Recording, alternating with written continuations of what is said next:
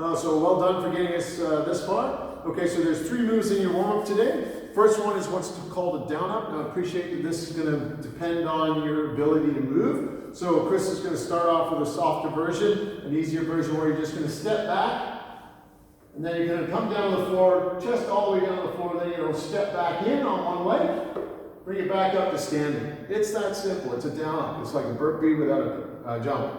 Okay?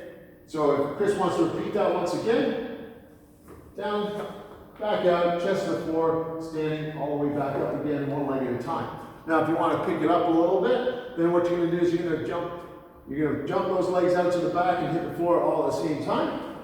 Down you go, and then you bring your feet back in as close to your hands as you can when you stand up. Okay, he's nice and mobile, so his feet came in just about the same place where his hands were. So if you repeat that again, Chris, just once more.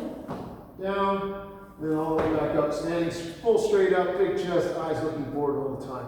You'll hear that coaching point all the time, big chest, eyes looking forward all the time. I'm not just on the warm-up, but throughout these workouts. Okay, so the next warm-up movement is a sit-up. Okay, so Chris is going to do this straight on, I think, to start with. So if you turn around, Chris, so that people can see. So you're going to put the soles of your feet together. You sit like a frog. Or butterfly, some people say, so your knees are pushed outside, because what we don't want is you using your legs to help you sit up. This is all about working from your midline. Okay, so Chris is going to go all the way back to the floor, hands touch the floor behind his head, comes back, gets the shoulders past his feet, and reaches as far out in front as you can with your hands.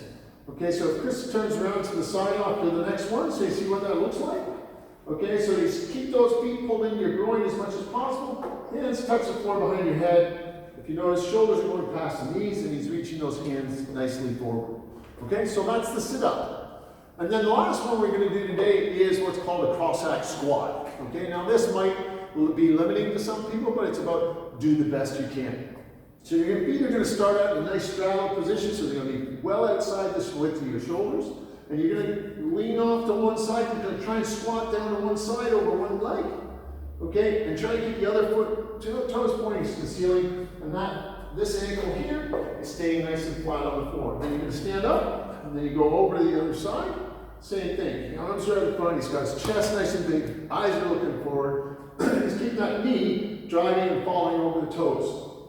Okay, so if you watch, the knees go over the toes. Now we might do a slightly limited version. So go that way, Chris, as well. Okay, because some people might not be able to go full range, but they could go part way. That's all we want. Is this about what you'll see after the 6 weeks is just see a greater range of movement. Okay, Chris, can you just do one on the side, look on the side on? So go that way, so either that side. Yep.